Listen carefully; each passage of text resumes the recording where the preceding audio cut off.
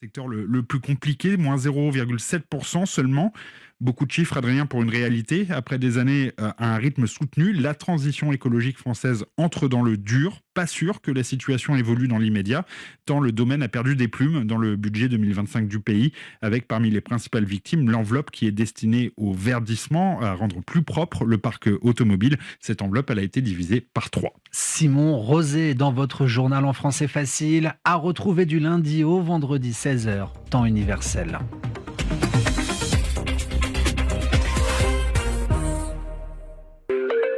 En sol majeur, Yasmine Chouaki. Avec Sophie Bessis pour La civilisation judéo-chrétienne, anatomie d'une imposture et, je vous écris d'une autre rive, lettre à Hannah Arendt, puissante historienne franco-tunisienne qui nous interpelle sur ce judaïsme oriental au mieux ignoré, au pire méprisé. En sol majeur, Yasmine Chouaki. Dimanche à 15h10 temps universel et en podcast sur rfi.fr. RFI et France 24 présentent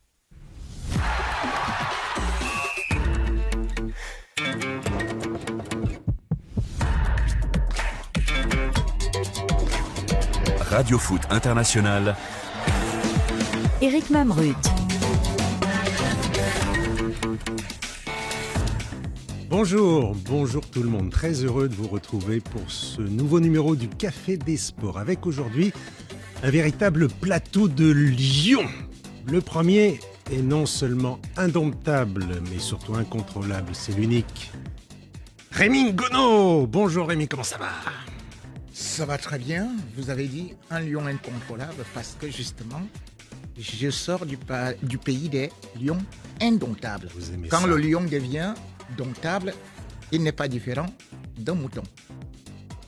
Le deuxième est tout autant indomptable, mais je ne crois pas qu'il soit un mouton, il est surtout champion d'Afrique.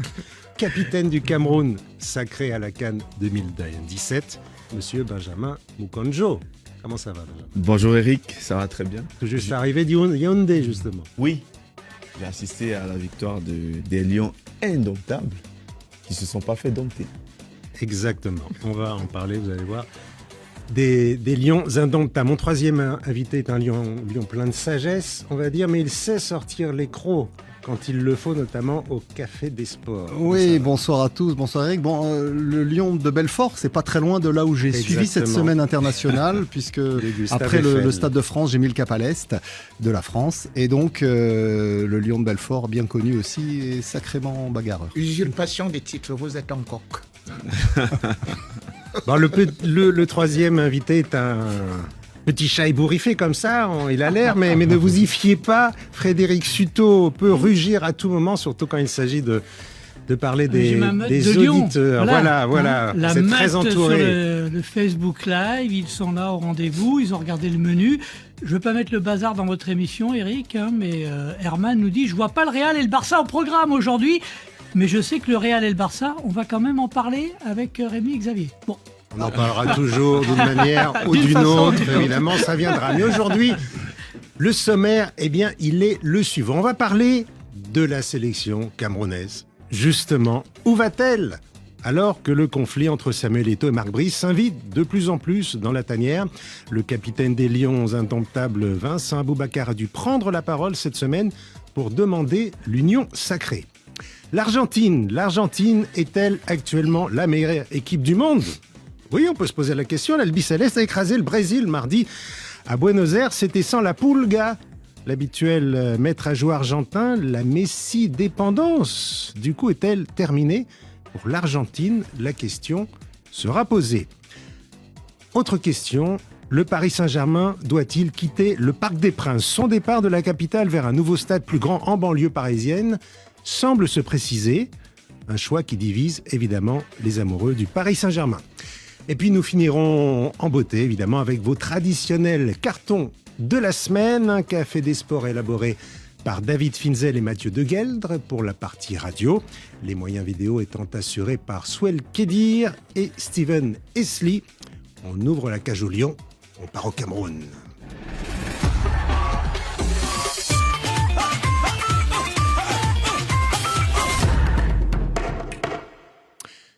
C'est l'image de la semaine. Le capitaine des Lions indomptables Vincent Aboubakar lisant une déclaration solennelle à la veille du match face à la Libye, comptant pour les éliminatoires de la Coupe du Monde 2026, tous ses coéquipiers autour de lui avec ce message que cesse la guerre entre le président de la FECAFOOT, Samuel Eto'o, et le sélectionneur national du Cameroun, Marc Brice. Ceci pour le bien de la sélection. Un appel étonnant que je vous propose d'écouter. Comme nous le savons tous, la victoire sur le terrain est la conséquence du travail acharné du coach et de ses collaborateurs. Permettez au coach qui travaille avec nous au quotidien d'exercer dans la sérénité, notamment en lui permettant d'avoir à ses côtés son assistant qui, tactiquement, techniquement et stratégiquement, est un maillon indispensable de la chaîne. Ces tensions ont des répercussions sur nos performances et notre capacité à mener à bien tous les objectifs.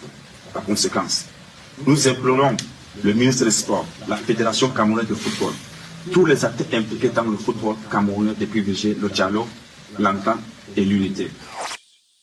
Benjamin Mukonjo, c'est rare, non, ce genre d'image, surtout du côté camerounais. Alors, il y a eu des conflits, on sait, du côté de la tanière des Lions indomptables, des problèmes de primes, des grèves, tutti quanti. Mais est-ce qu'une prise de parole comme cela, le capitaine avec toute l'équipe derrière, face caméra, c'est de l'inédit ou vous avez déjà connu ça? Moi, je ne l'ai pas connu. C'est vrai que j'ai connu aussi pas mal de crises. Vous avez été capitaine, ça doit pas être un travail de tout repos. Même pendant que j'y étais aussi. Après, vous savez, les générations se suivent et ne se ressemblent pas. On a peut-être des approches différentes. Certains trouveront que l'approche, elle est pas bonne. D'autres diront que c'est ce qu'il fallait faire. Moi, je pense qu'au-delà de tout ça, ce qu'il faut surtout souligner, c'est cette équipe-là. Il faut surtout penser à cette équipe. Parce que c'est un conflit qui dure quand même pendant des mois. Quelque part, les résultats qui ont été positifs aujourd'hui, parce qu'ils sont encore en course pour se qualifier pour la prochaine Coupe du Monde, ils sont qualifiés pour la CAN, on peut peut-être faire oublier ce côté-là. Mais vous savez, pour parler avec certains d'entre eux, c'est quand même une situation qui est difficile. Quand on se prépare à la sélection, ils se posent la question de savoir qu'est-ce qui va se passer là, à ce moment-là où on va rejoindre la tanière. Et je crois que quand on est des grandes personnes avec des responsabilités, à un moment donné, il faut s'asseoir autour d'une table. Parce que l'équipe nationale, c'est ce qui doit primer. C'est ce qui doit nous rassembler. On ne peut pas se permettre de préparer des grandes compétitions et des matchs comme ça avec autant de déchirements de part et d'autre. Moi, je n'aime pas prendre position dans des conflits. Je trouve qu'on est des humains, on est des grandes personnes. Il faut que chacun mette un peu de l'eau dans son vin pour le bien de la sélection. Parce qu'aujourd'hui, ce qui doit primer, c'est l'équipe nationale. Les victoires de cette sélection-là nous font tellement plaisir. Mais de la voir se déchirer comme ça, aux yeux du monde, parce qu'aujourd'hui, tout le monde en parle, tout le monde regarde ce qui se passe dans cette équipe, même si, encore une fois de plus, les résultats ne sont pas mauvais, mais je trouve qu'en tant que grande personne, il faut s'asseoir, trouver des solutions, que chacun puisse jouer son rôle pleinement pour permettre à cette équipe de se développer, d'aller à la CAN avec l'intention de gagner. On ne peut pas commencer une compétition avec autant de déchirements, ce n'est pas possible. On n'ira pas loin. Il faut une union sacrée, et pour ça, bien évidemment, comme j'ai dit, il faut que les parties prenantes, tous ceux qui sont là, qui contribuent de près ou de loin, qui ont un truc à apporter, l'apportent pour le bien de l'équipe. Alors Xavier, on va rappeler les raisons de cette crise qui dure depuis près d'un an maintenant. Conflit entre, on va dire quoi, la FECAFOOT et le ministère des Sports, mais surtout un conflit de personnes. Oui, une rivalité entre le sélectionneur et le ministère des Sports. Le ministre des Sports ayant utilisé la nomination du sélectionneur pour régler ses comptes avec le président de la fédération, en l'occurrence Samuel Eto'o. Donc il y a une querelle d'ego, et ce qui est quand même assez étonnant, c'est que normalement la fédération tient son pouvoir d'une délégation de service public de la part du ministère. Et là, on voit que les deux personnes ne sont pas alignées, ce qui est quand même dramatique pour la situation de la sélection camerounaise qui en pâtit. Et je trouve, moi, que cette réaction des joueurs est plutôt intéressante parce qu'elle montre qu'ils deviennent actifs, ils deviennent partie prenante en prenant une position très claire dans l'intérêt de la sélection pour essayer de s'émanciper un petit peu de cette querelle de personnes. Mais donc, ça fait des mois que ça dure. À un moment donné, on avait vu Rémi, les deux hommes, Samuel Eto'o et le ministre, se serrer la main, prenait l'apaisement, on pensait que ça allait se calmer, mais pas du tout. On a l'impression qu'aucun des deux ne veut lâcher là-dessus, parce que ça pourrait presque être dangereux pour la sélection nationale, justement. Samuel Eto'o et le ministre sont des maillons d'un même régime. C'est une lutte de clans. Il faut savoir que quand Samuel Eto'o arrive, il va se débarrasser de Conceição, qui était le sélectionneur, choisi par Mwele Kombi. Et du coup, Mwele Kombi va chercher aussi une opportunité, profitant de sa proximité avec le secrétaire général de la présidence de la République, pour adresser justement un bilan très négatif de Samuel Eto'o à la sortie des Lions Indomptables à la CAN. Le président prend donc la parole et donne le pouvoir au ministre des Sports. Et c'est là où tout se gâte. Parce que Samuel Eto'o, qui s'autoproclame lui-même fils du président, se retrouve donc avec une partie du gouvernement contre lui. Les joueurs qui prennent la parole aujourd'hui, ce n'est pas de l'émancipation, c'est de la manipulation.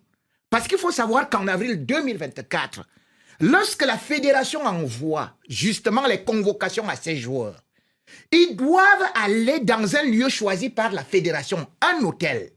Mais le ministre va prendre les joueurs avec des gens qu'il a nommés, qu'ils doivent aller plutôt dans un autre hôtel qui est à Yaoundé.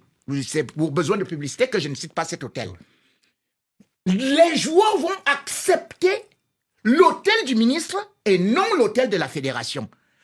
Lorsqu'ils arrivent d'ailleurs à Douala, on va éviter de rentrer trop dans les détails, mais en fait, qui manipule qui en fait? C'est pour ça que nous disons que les joueurs avaient déjà pris fait et cause pour le ministre.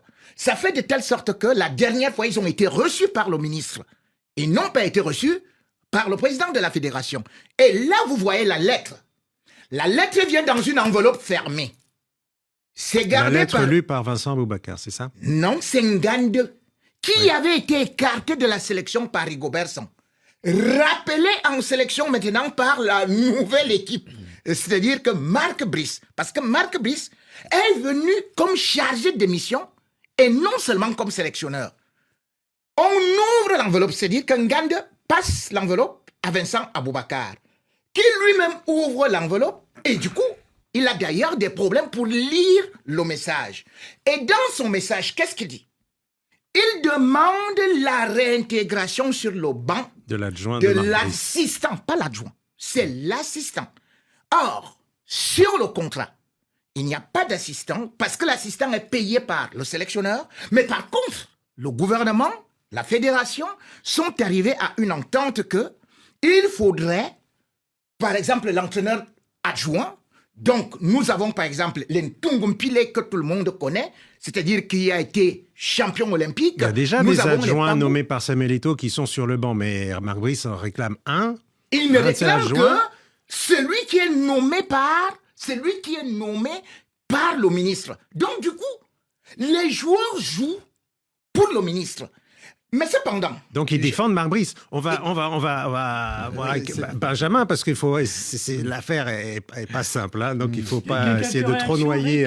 Parce que là, ça fait réagir. Hein, le Cameroun, c'est le nouveau FC Hollywood, nous dit Michael Tam. Et puis, cette question de savoir, est-ce que finalement, c'était si spontané que ça, la lettre qu'a pu lire Vincent Aboubakar, il pose la question, nos auditeurs, là, ils aimeraient savoir ce que vous en pensez, Benjamin. C'est sûr qu'effectivement, quand un capitaine s'adresse comme ça au nom de l'équipe, il y a dû y avoir beaucoup de concertation entre les joueurs.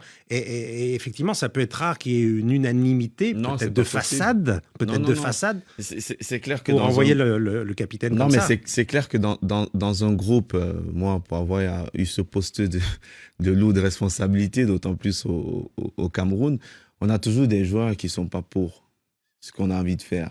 Malheureusement, l'effet de groupe, c'est-à-dire que la partie dominante, quand on regarde, si vous avez 20 joueurs qui sont pour qu'on le fasse et que vous avez 3 qui sont contre, malheureusement, il faut que tout le monde soit dans le même bateau, que tout le monde suive le mouvement. Mais je pense qu'avant de cette sortie, moi, de ce que je sais, hein, je ne sais pas si on leur a donné, on l'a rédigé et qu'on leur a donné de le lire, mais moi, ce que je sais et ce que j'ai entendu de l'intérieur, c'est que ça a été l'initiative des joueurs. C'est eux qui ont pris la responsabilité de le faire. Maintenant, encore une fois de plus, ça peut ne pas plaire, je comprends.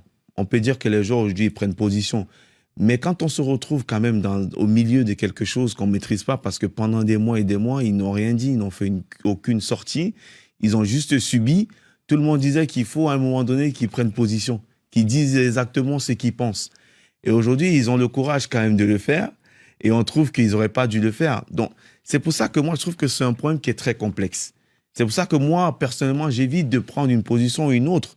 Pour moi, aujourd'hui, ce qui doit primer, c'est l'équipe. C'est l'équipe qui doit être au centre de tout ça. Il faut que chacun se regarde et qu'on se regarde les uns et les autres, qu'on s'assied autour d'une table et qu'on mette l'équipe en avant. Mais elle marche bien, l'équipe. Hein. Oui, elle marche. 4 matchs nuls, aucune défaite. C'est ce que j'ai dit, que si on regarde en termes de résultats, c'est bien, mais en termes d'image, vous pensez que c'est bien? Alors, l'équipe, quand même, restait sur une mauvaise image. Ce match nul contre Eswatini, qui est franchement une mauvaise opération dans la course à la qualification.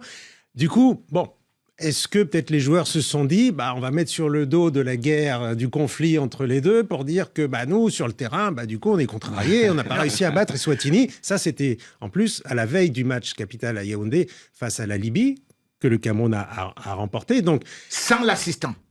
Sans l'assistant qui finalement n'a pas été sur le banc, comme quoi l'appel n'a pas été vraiment entendu. Bon. Mais du coup, les joueurs, là, on a l'impression qu'ils ont essayé d'aider leur sélectionneur Marc Brice, mais oui, Xavier, est-ce que c'est un peu pour se couvrir aussi un petit peu? Non, mais il y a quand même une fierté des joueurs camerounais, même s'il y a ces problèmes sur le banc ou dans les coulisses. Une fois qu'ils sont sur le terrain, ils ont envie de gagner, ils ont envie d'aller à la Coupe du Monde. En plus, ils sont devant leur public. Sfatini, on a remarqué d'ailleurs que lors de cette phase où il y avait 2 matchs, les grosses équipes avaient parfois eu un peu de difficulté lors du premier match. L'équipe de France, d'ailleurs, par exemple, de son côté. L'Algérie a eu aussi du mal en Afrique australe. Donc, on voit que le deuxième match, en général, quand il y a quelques jours de plus d'entraînement pour affiner les réglages, les équipes qui ont une qualité supérieure ou considérée comme supérieure l'ont emporté. Donc, du coup, je pense que l'explication est sportive, mais elle est aussi mentale dans le sens où les joueurs camerounais sur le terrain, ils veulent gagner, ils veulent aller à la Coupe du Monde. Et je pense qu'ils font abstraction de ces problèmes pendant 90 minutes. Oui, est-ce que ça peut gêner? Est-ce que la qualification pour le mondial, elle peut être compromise par ce conflit? C'est le message des joueurs. Il dit attention, parce que là, à force de vous chamailler sur le terrain, le rendement, il peut être moins bon. Effectivement. Je crois que les gens ont oublié d'où nous sortons. Benjamin Moukandio, quand il gagne la CAN, on fait pas tout de 2017 non, c'est-à-dire que... quand il gagne la CAN, c'est parce que justement, il y a moins de problèmes d'ego dans le vestiaire. Il y a moins de stars. Or, il faut se rappeler que les sorties des joueurs aujourd'hui, qu'on est en train de féliciter, le même Samuel Eto'o avait fait presque les mêmes sorties. Ça a conduit le Cameroun où? Coupe du Monde 2014. Samuel Eto'o avait refusé de prendre le drapeau. Je me souviens d'ailleurs que Samuel Eto'o, toujours dans des problèmes avec la fédération, le ministère, il a eu une suspension de 15 mois. Quand on est arrivé au Brésil, parce que les Camerounais étaient comme ça, ils disaient non, c'est comme ça, bon, on supportait Samuel Eto'o à l'époque comme on supporte Aboubacar aujourd'hui. Le Cameroun est sorti la queue entre les jambes en 2010. C'était la même chose. On s'est qualifié pour la Coupe du Monde. Mais avec le désordre, le Cameroun était le premier à être éliminé. Aujourd'hui, les Camerounais sont en train de danser parce qu'on est deuxième. Rigobertson avait laissé cette équipe en première position. Le ministre n'avait pas félicité Rigobertson d'avoir eu une qualification pour la Coupe du Monde. Ce ministre-là, alors que le Cameroun n'est pas encore qualifié, félicite Marc Brice. Aujourd'hui, tout ce que je redoute tout simplement, c'est que les mêmes conséquences produisent le même effet. Ce que nous dansons aujourd'hui, les victoires à l'arraché, ou ceci et cela, avec un Cameroun divisé parce que pratiquement nous sommes en guerre. C'est souvent l'union sacrée. Or, aujourd'hui, au Cameroun, vous trouvez 2 groupes. Il y a certains qu'on appelle les Églisiens, qui sont avec Samuel Eto'o, et il y a les Hibous, qui sont avec le ministre. Donc, c'est un état de guerre. Nous sommes en guerre. Et il y a un proverbe africain qui dit... Mieux vaut manger les champignons en temps de paix que d'avoir la viande en temps de guerre. Et Oukabo Tefoya qui apprécie les explications de Rémi. Rémi nous explique si bien la situation. Veuillez le laisser aller jusqu'au bout, s'il vous plaît. On ne peut pas aller jusqu'au bout de l'émission parce qu'on a d'autres sujets quand même. Il ne faut pas aller tout. Mais pour conclure, Benjamin, vous êtes inquiet pour les Lions, justement, parce que le Cameroun doit et mérite peut-être d'aller à la Coupe du Monde. En tout cas, l'équipe pour y aller. Tout comme Rémi, sur ce sujet, je suis pas inquiet parce que je sais qu'ils vont se qualifier. Xavier l'a dit, hein, ils arrivent à mettre ça de côté. C'est le Cap-Vert qui est en tête pour l'instant avec un point d'avance. Oui, après, il y a une confrontation entre les deux nations. Donc, le Cameroun détient encore son destin entre les mains. Je suis inquiet pour la suite parce que je sais qu'on va réussir à se qualifier. Et là, je suis entièrement d'accord avec ce que Rémi disait parce qu'on l'a connu aussi. Moi, je l'ai connu en 2014 et les problèmes, on a réussi à se qualifier. Mais une fois qu'on arrive en compétition, on n'a pas forcément brillé. Ouais. Donc, c'est pour ça que moi, je prône à ce que, avant que n'arrive cette CAN qui va arriver très vite, qu'on puisse déjà éliminer tous ces problèmes-là et que chacun puisse regarder dans la même direction. Voilà, parce que le prochain match des Lions indomptables, eh bien, dans ces éliminatoires, ce sera au mois de septembre à Eswatini. Après, il y aura le choc, justement, face au Cap-Vert. Ouais. Quand même pas facile, ce sera le tournant de ces éliminatoires. D'ici là, qu'est-ce qui va se passer dans ce conflit ? Ça, c'est comme épisode d'une série. Il a menacé de partir, là. Oui, je crois que Barbrice, moi, je crois qu'il va. Non, il ne faut pas regarder qu'il a menacé de partir. Il est en mission et de toutes les façons, il faut savoir que si Marc Brice veut réussir sa mission, il doit s'inspirer du Belge Hugo Broos, qui a réussi non seulement à ne pas faire qu'il soit totalement sous la domination d'un vestiaire, mais surtout aussi, il peut s'inspirer de Schaffer. Schaffer est arrivé, il était calme, il n'est pas entré dans des problèmes d'ego et tout. En 2001, on a pu constater que non seulement le Cameroun a remporté la CAN en 2002 au Mali, le Cameroun a même été demi-finaliste de la Coupe des Confédérations, battu par la France, et que le Cameroun, même si par la suite le Cameroun a été éliminé en quart de finale en 2004, il est parti, il a laissé une bonne image, mais c'est lui qui est actuellement là. Il restera dans l'histoire comme le sélectionneur qui aura le plus divisé le Cameroun. Gardez un petit peu de salive pour la suite.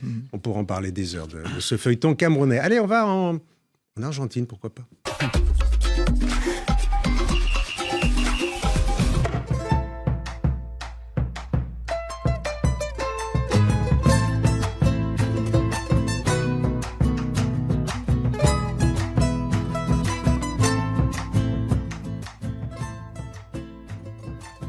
Le Stadio Monumental de Buenos Aires était en fête mardi dernier. Les supporters argentins aux anges après l'éclatant succès de leur équipe nationale face au Brésil. On a pâli, ça, une fessée, on peut dire, 4-1 infligée au rival de toujours. Une sélection rendue inexistante par une albiceleste au sommet de son art. Bon, on est objectif, technique, créativité, solidarité, efficacité, quasiment tout y était lors de ce match éliminatoire de Coupe du Monde. Benjamin, qu'est-ce qui vous a le plus séduit dans cette formation argentine ?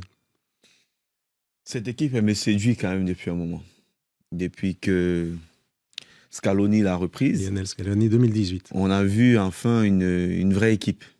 Vous voyez, je ne vais pas faire la comparaison, mais très souvent au Brésil, on a des joueurs, des individualités très fortes. Mais ce que Scaloni a réussi à faire, et c'est là où le mérite lui revient, c'est qu'il a réussi à créer une équipe autour de son capitaine, de son leader, même s'il a été absent dans ce match-là. Justement, on va parler de ça. Moi, elle ne m'a pas impressionné uniquement dans ce match-là contre le Brésil. Mais depuis qu'il est là, c'est 2 Copa América, une Coupe du Monde. C'est une équipe qui est numéro 1, je crois, mondiale depuis un bon moment, qui est dans la continuité, avec des jeunes joueurs, avec des joueurs auxquels on ne s'attendait pas. Alvarez, moi, je l'ai découvert pendant la Coupe du Monde. Un joueur formidable. Encore une fois de plus, quand moi, je vois cette équipe, je sens vraiment la solidarité. On sent quelque chose de conquis, de construit autour de cette équipe, des joueurs qui sont qui mettent de la hargne, qui mettent des courses. C'est pas très beau à voir à jouer. C'est clair que pour le spectacle, il faut repasser. Vous n'avez pas bien vu le match quand même de mardi. Ce match-là, mais moi je parle de l'ensemble. Je parle de l'ensemble. C'est pas toujours très beau à voir à jouer. Elle me fait penser un peu, je vais faire réagir Rémi là-dessus, au Real. qui joue pas forcément très non, bien. ne lancez pas. Qui joue pas forcément très bien. On y arrive. Qui à la fin, le lion. mais qui à la fin remporte quand même les trophées. C'est plus l'Atlético, hein, puisqu'il y a 6 joueurs argentins dans Ouais. l'effectif de. Mais là, ce qu'on de a pu l'Atlético. remarquer quand Alvarez, même. meilleur buteur de mon club Atlético, nous dit Soumaïla. Mais là, effectivement, on a l'impression qu'elle a aucune faille, cette équipe. Le gardien, la défense, le milieu très créatif. Beaucoup de joueurs McAllister, Enzo Fernandez, De Paul. Et devant, c'est... Très créatif, Eric. Je connais votre penchant Eric a des albicéleste. racines argentines, il faut le rappeler en toute objectivité. J'irai pas jusque-là. Quand on met 4 buts au Brésil, ce n'est pas par hasard et ce n'est pas une victoire par accro, excusez-moi, Non, messieurs. J'étais en Argentine cet automne et je les ai vus jouer contre le Pérou. Ils avaient gagné 1-0 sur un but de Lautaro. C'était plus compliqué. Ça avait été plus difficile. C'était plus compliqué. Et c'est ça qui est en fait la force de l'Argentine, c'est qu'elle est, vous l'avez rappelé, un super gardien, Dibu Martinez, même si on l'aime pas beaucoup en France, une défense très solide, un milieu de terrain très complémentaire. Et puis devant, l'étincelle, souvent Messi, Lautaro, Julián Alvarez. Lautaro n'était pas là cette fois-ci. Et Lautaro et Messi n'étaient pas là, mais il y a le petit nouveau qu'on connaît un peu en France maintenant, Thiago Almada, qui est vraiment un phénomène, qui était dans l'équipe qui a gagné la Coupe du Monde au Qatar, mais il était remplaçant. Ouais. Hein, il jouait d'ailleurs aux États-Unis. Il est revenu au Brésil à Botafogo, avec qui il a été champion du Brésil et vainqueur de la Libertadores, la Ligue des champions d'Amérique du Sud. Et là, il a été transféré cet hiver, à Lyon. En fait, il avait été transféré avant, et là, il a été prêté. Enfin, c'est un petit micmac pour contourner le fair play financier. Bref, c'est un joueur bourré de talent. Il a mis un but incroyable face à l'Uruguay la semaine dernière. À Montevideo, il a permis la victoire. Céleste. Là, il a été aussi très très bon. Et donc, une passe décisive. Messi n'est pas là, mais on tient peut-être, alors pas le successeur de Messi parce que Messi est irremplaçable, mais un nouveau petit génie du foot, comme l'Argentine en produit beaucoup. Et qui peut justement apporter... à ce niveau quand même. Hein. Non, Messi est irremplaçable, je l'ai dit, mais qui peut apporter cette étincelle qui fait que ce bloc très solide, avec des attaquants hyper performants, des milieux très combatifs, une défense imperméable, eh bien, il faut toujours ce petit joueur, un peu ce joueur génial qui va apporter... Et c'est peut-être lui. Mais là, c'est pas lui qui a fait toutes les passes décisives. Il y a Enzo Fernandez qui a très très bien joué notamment. Mais bon, l'absence de Lionel Messi, quand même, c'est un fait majeur. On a une Argentine qui surclasse le Brésil sans Lionel Messi. L'Argentine qui se balade totalement, la Messi-dépendance est terminée peut-être pour l'Argentine qui a entamé une transition peut-être. Rémi, c'est peut-être un match charnière, non? Messi ne jouait pas pour l'Argentine, c'est l'Argentine qui jouait pour Messi. Et ça, on a vu par exemple des gardes du corps comme De Paul, qui pratiquement, sa mission était tout simplement de protéger Messi. Donc aujourd'hui, on a vu que cette équipe-là, parce qu'elle est trop battante, parce qu'elle est trop... elle ne lâche rien, parce que et puis elle est aussi expérimentée. Hein. Il a parlé d'une équipe jeune, non. Otamendi, quand même, quand vous voyez les Romero, les Tagliafico, et tout ça, c'est pas des jeunes. Donc maintenant, vous avez aussi une défense, un milieu de terrain très travailleur. McAllister, c'est quand même un gros travailleur aux côtés de Paul, et vous avez le petit Paredes qui joue pratiquement comme la charpente. Donc c'est une équipe qui est très, très dangereuse. Mais maintenant, bien évidemment, je peux ne pas être fan de Messi, mais je sais quand même que Messi en forme, parce que, voilà, un Messi en forme, un Messi libéré, un Messi électron libre, il ne peut pas être rapidement remplacé en Argentine. Ça, c'est pas possible. Même si Messi, aujourd'hui, je dois reconnaître qu'il n'est plus le même, il y a beaucoup de blessures, il ne peut plus travailler. Mais il y a un proverbe africain, Messi, hein. Et il y a un proverbe africain qui dit que, voilà, le cheval meurt, sa selle reste, l'homme finit, mais sa renommée survit. Et Dylan Malanga qui voit bien cette équipe argentine réaliser le doublé. Hein. La Coupe du Monde, tenant du titre, bientôt, ils seront difficiles à battre Lionel dans Messi, 2 ans. qui au sortir de la Coupe du Monde 2022 avait dit « Bon là j'arrête » et... Je crois que 2026, ça m'étonnerait que j'y aille, mais finalement, il va y aller. Bien sûr qu'il va y aller. Mais dans quel état là, on le voit effectivement être sujet de plus en plus aux blessures. Alors, est-ce que là, pour Lionel Scaloni, il ne va pas se dire, il vaut peut-être mieux le ménager, je vais le mettre en joker, ou alors je ne vais pas le faire jouer pareil. Est-ce que, justement, ce n'est pas le moment de faire une petite transition, puisqu'on a vu que le reste de l'équipe assurait, Lionel Messi, on va le gérer autrement, et il y aura un autre rôle peut-être. Oui, mais il ne faut pas qu'on s'enflamme non plus, hein. C'est vrai qu'ils ont joué face à une équipe du Brésil, pour moi, qui n'est plus le grand Brésil que ça a été avant.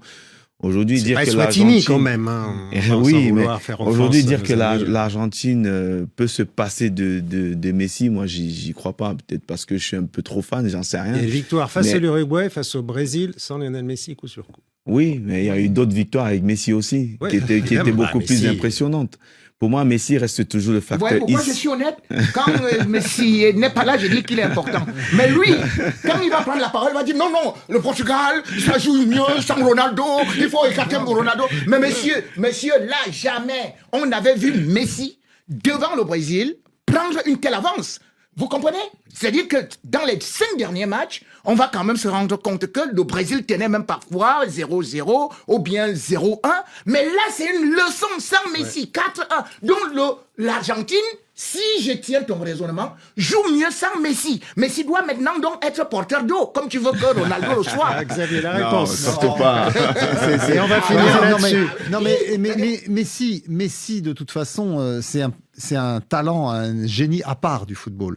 L'Argentine a été, effectivement, je partage une partie de l'analyse de Rémi Ngono, la première, pas la dernière. Mais effectivement, il a construit cette équipe autour de Messi, Lionel Scaloni. La Scalonetta, en fait, c'est comment peut-on jouer autour de Messi? Donc, évidemment que ces joueurs, ils savent jouer ensemble et que c'est un bloc équipe assez extraordinaire. Messi, on peut pas le remplacer par un autre joueur, même si Thiago Almada, encore une fois, a beaucoup de talent. Mais comme ces joueurs, ils ont quand même beaucoup de talent, ils ont un vécu, ils ont tout ce palmarès qu'ils ont construit ensemble. Évidemment que Messi retrouvera sa place. Après, il aura 4 ans de plus ou 3 ans et demi de plus, donc forcément, il sera un peu moins tranchant qu'il a pu l'être. Et je pense que c'est une très sage précaution de la part de Lionel Scaloni, justement, de faire jouer son équipe sans Messi. C'est parce qu'il n'a pas le choix, attention. Mais bien sûr, mais pour le cas à la Coupe du Monde, où Messi sera blessé ou fatigué. Un dernier petit message sur le sujet, là. La Amidou conclusion. Zeibou, merci Benjamin Boucanjo, Messi est bien le meilleur. Ah oui, bien sûr. On va rester là-dessus. Ça me plaît. Oui, mais Bon. Ronaldo est bien le meilleur. Non, je vois pas. Je vais Je te l'ai dit. Mais si, c'est 112 buts là. Il y a effectivement, c'est écrit par un certain Rémi Ngono, là. Vos éditeurs. Et le leader de tous les buts là, c'est Cristiano Ronaldo. Bon, allez. Derrière Messi. On parle du PSG.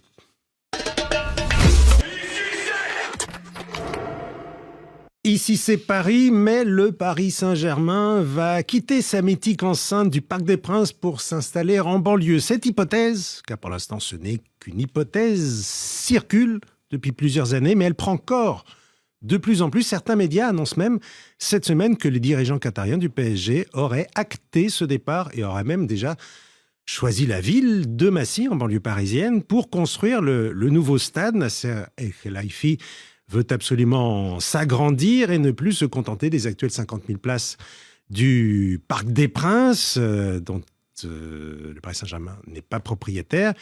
Il en veut 90 000. Xavier, c'est le bras de fer là, qui dure entre, cette fois, QSI, le dirigeant qatarien, et la mairie de Paris. On a parlé de politique au début de l'émission au Cameroun. En France, finalement, c'est pas mal aussi.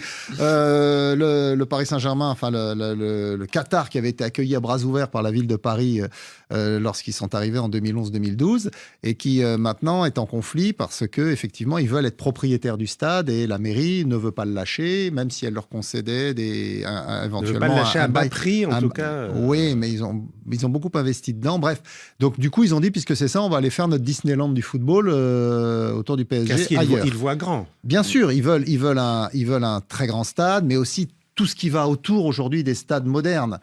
Donc, pour cela, il faut trouver un endroit. Forcément, le site, ça peut pas être dans Paris ou dans les banlieues immédiates. Il n'y a pas la place. Donc, il faut aller un petit peu plus loin. Et on leur a proposé plein de sites. On a parlé de Montigny-le-Bretonneux à l'ouest de Paris. Là, c'est plutôt Massy au sud, qui est un nœud ferroviaire en plus intéressant parce qu'il y a les lignes TGV qui passent. Donc, pour les supporters. Une demi-heure en RER. Voilà. Mais par contre, on quitte effectivement on n'est plus dans Paris. On quitte le site historique. Est-ce que le PSG va perdre son âme? Alors, il y a quand même un élément qu'il faut dire, c'est qu'on déménage pas du jour au lendemain pour construire un stade. Alors effectivement, on construit un stade en 1 an et demi, 2 ans, mais en France c'est très compliqué, il faut plein d'autorisations. On est dans un pays où il y a beaucoup d'administration, effectivement, donc ça prend 10 ans. Et entre-temps, Madame Hidalgo ne sera plus maire de Paris puisqu'elle ne se représentera pas. L'an prochain, ce sont les municipales. Les municipales à Paris. Et c'est possible que ce soit Rachida Dati qui soit maire de Paris, avec laquelle le Paris Saint-Germain a de très bonnes relations. Donc je reste encore un peu perplexe sur cette... On ne fera jamais du Parc des Princes, qui fait 48 000 places, un Non, stade de il pourra 90 000 pas. places. Alors, on pas peut 90 le 000. rénover, on Non, peut non, mettre il des y a loges, un projet. on peut rajouter 5 à 10 000 places, Il y a grand un projet, maximum. non, même un peu plus. Il y a un projet qui a été présenté où je crois qu'on arriverait à plus de C'est un 60 000 monument places. historique, hein, il est classé, le Parc des Oui, Princes. mais on hein. creuse à l'intérieur, en fait. Mais Nasser Donc, se on jouera sous la contenterait de pelouse. 60 000 places. Bah, après, voilà, ce sera une discussion. C'est un Moi, projet qui est valable au Cameroun. Hein. L'hôtel est sous les gradins. Il réaménagerait l'intérieur en faisant des gradins plus raides. agrandi parce que tu as quand même une partie qui est sur le périph'. Non, mais justement, il ferait des gradins plus raides. Enfin, il y a toute Mais un ça projet. serait que 10 000 places supplémentaires et sans la possibilité de faire un centre commercial. Alors, je tout vous ce rejoins, qui va avec. effectivement. Est-ce que le Paris Saint-Germain doit vraiment partir sur ce nouveau projet à l'extérieur de Paris ou rester attaché à Paris? Moi, j'ai du mal à l'imaginer hors du Parc des Princes. Maintenant, je peux vous dire qu'au Paris Football Club, qui risque de monter en Ligue 1 au terme de cette saison, avec un nouvel actionnaire, en l'occurrence la famille Arnaud, qui va jouer au stade Jean-Bouin, qui est juste à côté du Parc des Princes la saison prochaine s'ils sont en Ligue 1. Eh bien, ils sont tout prêts, eux, à venir à leur tour au Parc des Princes. Une chose est sûre, c'est que si le PSG aujourd'hui veut pas forcément agrandir son stade, mais avoir tout ce qu'il y a autour, il faut forcément un site et il faut de l'espace pour pouvoir construire ça. Là, au Parc des Princes, c'est pas possible. Ouais, mais si le PSG s'en va, est-ce qu'il va pas perdre son âme, tout simplement, en quittant quand même un Parc des Princes qui a une telle histoire? Être dans Paris, ça fait partie du charme. Oui, je suis d'accord, mais on a aussi vu des clubs qui ont déménagé. Hein. Lyon a déménagé. Alors, ça a donné quoi? Il n'y a pas d'âme à Dessines, le stade de Lyon. Vous arrivez, on a l'Alliance Riviera à Nice aussi, ça a donné quoi? On a été tellement habitués au Parc des Princes et quand on voit tous les grands joueurs qui ont foulé la pelouse du parc, forcément, on s'y accroche, surtout pour les vrais supporters du PSG. Il y a quelque chose de particulier de déménager aujourd'hui, d'aller à quelques kilomètres de là. Je trouve que c'est... Vous comparez avec des clubs français, mais il faut voir ce qui s'est passé dans les grands clubs européens. Voilà, c'est justement. ça, le Paris Saint-Germain le Bayern a quitté le stade olympique pour aller dans son nouveau stade. L'Atlético a changé aussi. Le Real Madrid s'est agrandi, son Bernabéu. Le Camp Nou s'agrandit, reste... Oui, mais parce que United a annoncé qu'ils allaient quitter Old Trafford et construire un nouveau stade dans les années à venir. Donc il y a effectivement une tendance lourde à créer des Disneyland du football.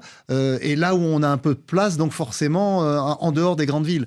Est-ce que le Paris Saint-Germain va garder son attractivité? Moi, j'habite à Boulogne, donc pas très loin du Parc des Princes. Je peux vous dire qu'il y a beaucoup de gens qui viennent en voiture ou en RER, qui viennent de banlieue pour voir le Paris Saint-Germain. Donc, est-ce que voilà, ils feront un autre trajet pour aller voir le PSG? Je pense qu'aujourd'hui, le club est suffisamment attractif, effectivement, pour que les gens aillent le voir ailleurs.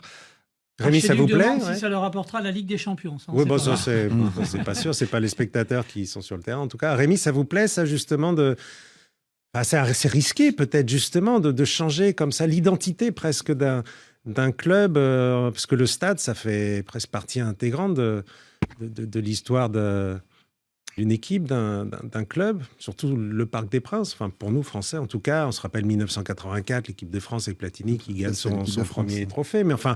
Bon, il s'est passé tellement de choses aussi dans ce stade, non? Il faut pas être nostalgique. Le Parc des Princes n'a pas été construit pour le Paris Saint-Germain. Quand on est déjà dans les années 1867, quand on construit la première fois ce stade-là, le Paris Saint-Germain n'existait pas. Non. Et puis quand on reconstruit le Parc des Princes en 1967, je ne sais pas, le Paris Saint-Germain n'existait pas. Donc c'est un stade qui, comme le dit Hidalgo, c'est un enfant de la ville, c'est un bébé de la ville, c'est comme ça. C'est que des clubs peuvent naître ici. Mais ce qui me gêne beaucoup, c'est que le Paris Saint-Germain ne joue pas clair. Pourquoi? Parce que le Paris loue ce stade-là 2,5 millions par an. Et on sait quand même, par exemple, que seulement pour la saison 2023, le Paris Saint-Germain a récolté dans ce stade-là plus de 185 millions d'euros de revenus. Ce qui signifie qu'ils font une bonne affaire. Et puis, ils ont dit qu'ils voulaient rénover ce stade-là. Ils ont dit qu'ils ont déjà mis 85 millions dedans. Mais, ils veulent acheter le stade.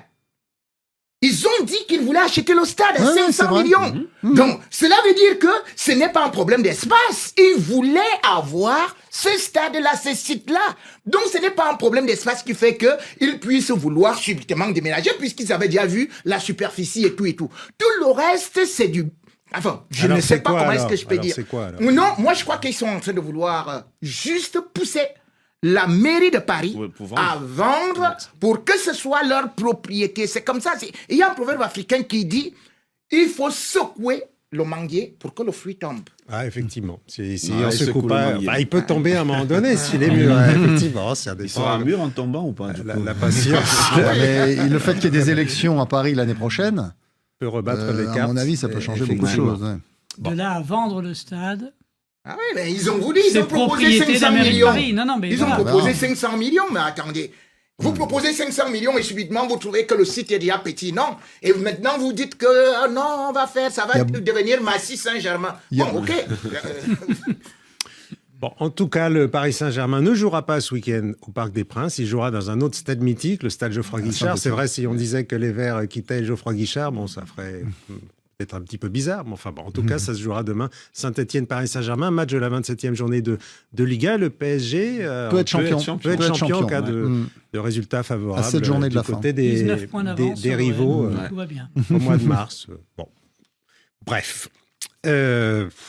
Il y avait quand même en début de saison dans cette émission, Eric, mais c'était plutôt Annie qui l'animait, des gens qui pensaient que l'OM pourrait empêcher le PSG d'être champion. Hein. Eh ben, on débattra la semaine prochaine, peut-être quand le PSG aura son titre de champion dans la poche. Allez, on passe au carton. Carton jaune. Un carton là. Qui sort un carton jaune. Ouh là là là là, carton rouge. Carton rouge. Dans la confusion. Carton vert. Extraordinaire. Rien à dire. Toujours surprenant et pertinent, voici vos cartons de la semaine. Ils nous viennent aujourd'hui des Comores, d'Angleterre, du Sénégal, du Bénin ou d'Haïti. Il a bien classé et on a gagné. Papa ciao, papa ciao, papa ciao, ciao, ciao. On monte en puissance, gagne avec aisance.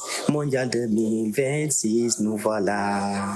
Allez, carton vert à Papa Ciao, qui est en train de faire un excellent travail à la tête des Lions de la Teranga du Sénégal. Oumar Baro, depuis le Sénégal. Bonne émission à tous. Moi, c'est Jean, je vous appelle de Londres. Et puis, mon carton cette semaine, c'est carton vert à l'encontre de Thomas Partey, qui a été auteur de 2 buts contre Madagascar. Bravo à toi. Et c'est une bonne manière pour faire taire les critiques depuis un certain temps contre l'équipe et contre les joueurs aussi. Et comme monsieur Yoram Manga a mentionné la fois dernière, les présidents de l'Afrique reviennent en force. Merci et puis bonne émission. C'est Diallo Boubacar depuis Conakry. Je donne aujourd'hui un carton rouge de colère à la Fédération guinéenne de football qui a décidé de limouser Kaba Diawara. Avec ce coach, on est parti pour la première fois de notre histoire en quart de finale de la Coupe d'Afrique des Nations. Et maintenant, on est en train de payer les frais parce qu'on ne participera pas à la prochaine CAN. Et pour la Coupe du Monde, c'est fortement compromis. Comme le dit un proverbe africain, on reconnaît la vraie valeur des gens lorsqu'ils ne sont plus là. Bon café de sport et bon week-end. Moi, c'est Nassourdine Mohamed, comorien vivant en France. Mon carton, il est vert. Adressé à l'international comorien Rafik Saïd, qui a marqué le but victorieux face au Tchad et qui réalise aussi une saison extraordinaire avec son équipe en 2E française. Allez les Verts, on est ensemble. Merci. Moi, c'est Yannick de Pinjamena. J'adresse ce carton rouge à mon pays, le Tchad, les Sao, qui ont été battus par le Ghana 5-0. Mais aussi, je voulais donner un carton rouge à Rémi Gono, qui est un Camerounais et aussi un voisin des Tchadiens, mais qui critique toujours les Tchadiens dans les zones internationales. Rémi Gono, pour faire preuve de sympathie. Merci.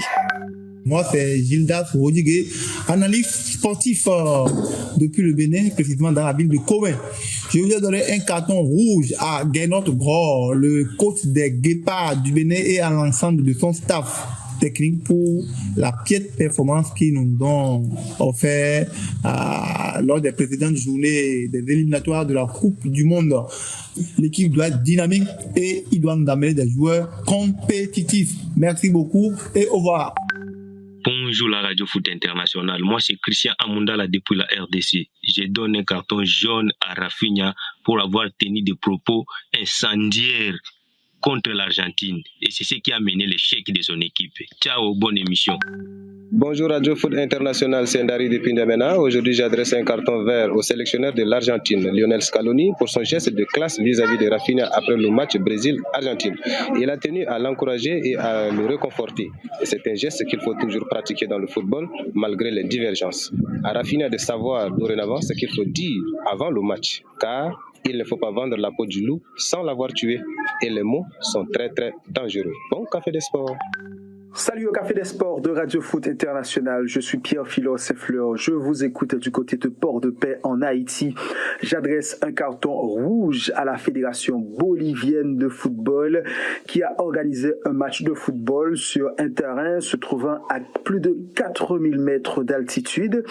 Et c'est impossible de jouer au football dans ces conditions-là. D'ailleurs, cette semaine, en l'éliminatoire de la Coupe du Monde, vous avez vu la situation des Uruguayens qui étaient en manque d'oxygène sur le terrain pendant une bonne partie du match. La FIFA doit intervenir rapidement pour corriger cette dérive qui a déjà trop duré. Salut à tous. Bonjour Radio Foot, Son de Paris qui donne un carton vert au football, ce merveilleux sport qui nous donne des sensations toute l'année, toutes les générations de tous les continents qui vivent en même temps, jusqu'à Barça Rémi, à la Madrid Xavier.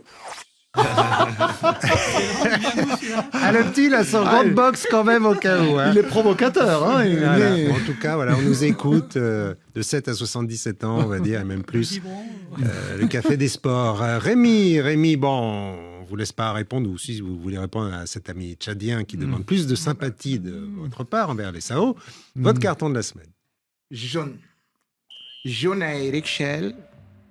Par rapport à ce qui s'est passé, le sélectionneur des Super Eagles du Nigeria.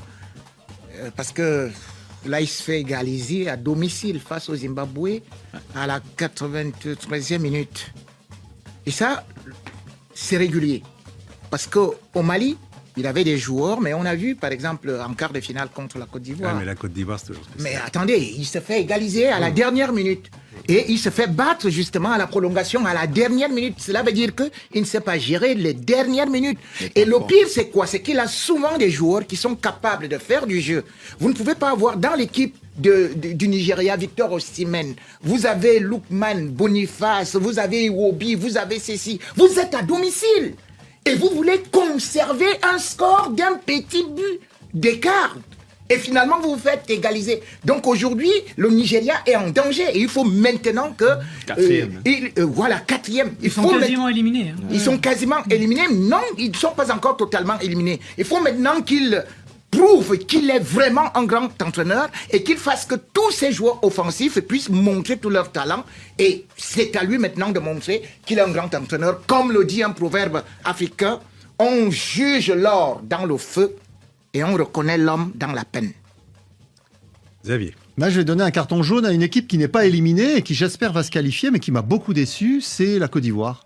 J'ai trouvé les éléphants très en deçà de ce qu'on attend des champions d'Afrique. La petite victoire contre le Burundi 1-0. Contre la Gambie, ils s'en sortent miraculeusement avec une victoire. Les Gambiens ont eu 3 buts d'égaliser, 3 occasions incroyables d'égaliser. Mais attendez, les Ivoiriens, vous êtes champions d'Afrique. Vous nous devez beaucoup plus et beaucoup mieux. Et attention au piège contre le Gabon lors du match au sommet au mois de septembre pour assurer la qualification aux États-Unis parce qu'on vous attend là-bas. Donc on attend beaucoup plus du champion d'Afrique. Ouais, c'est pas l'Argentine championne d'Amérique du Sud qui écrase le Brésil 4-1, effectivement. Parenthèse refermée. Benjamin, vous avez un carton? Un carton vert. Un carton vert à une équipe que j'adore, que j'apprécie beaucoup. Peut-être de par mon rapport particulier avec son sélectionneur, Hugo Broos, je parle notamment de l'Afrique du Sud, qui réalise un bon tournoi de qualification pour la Coupe du Monde, premier de sa poule, dans la même que le Nigeria, qui sont quasiment sûrs de se qualifier. Encore un petit effort, hein, sachant que la dernière participation de cette équipe remonte en 2010, quand elle a organisé cette compétition. Elle a fini 3e de la dernière CAN. Là, elle va participer au mois de décembre à la prochaine. On sent une certaine forme de continuité. Donc, ils sont allés forcément chercher le bon entraîneur. Vive Hugo Broos. Frédéric Suto. C'est un carton vert qui ramasse un peu tout ce qui s'est dit durant l'émission. Et là, sur les cartons, avec ces éliminatoires Afrique, passionnant, super série télé, on va dire, 10 épisodes, 10 journées, il en reste encore 4. Mais quand on regarde les groupes, le groupe B, RDC 13 points, Sénégal 12 avec le Soudan, Cap-Vert Cameroun, on en a parlé, ils sont au coude à coude, Côte d'Ivoire Gabon, les Gabonais, ils aimeraient bien y aller à la Coupe du Monde, 1 point de retard seulement sur les Ivoiriens. Ils vont être passionnants jusqu'au bout. Ça reprend en septembre, on a hâte d'y être. Oui, 9 équipes africaines qualifiées, plus peut-être une 10e via les barrages. C'est vrai que cette Coupe du Monde 2026 avec 48 équipes, c'est ça 48 pays, 104 matchs. Oh là là, ça me donne déjà le tournis. Bref, un grand merci, messieurs. C'était très agréable de vous avoir. Les Lions, ça s'est bien tenu quand même. Pas trop de graves blessures aujourd'hui. Merci à vous de nous avoir suivis et à très bientôt pour un nouveau numéro du Café des Sports.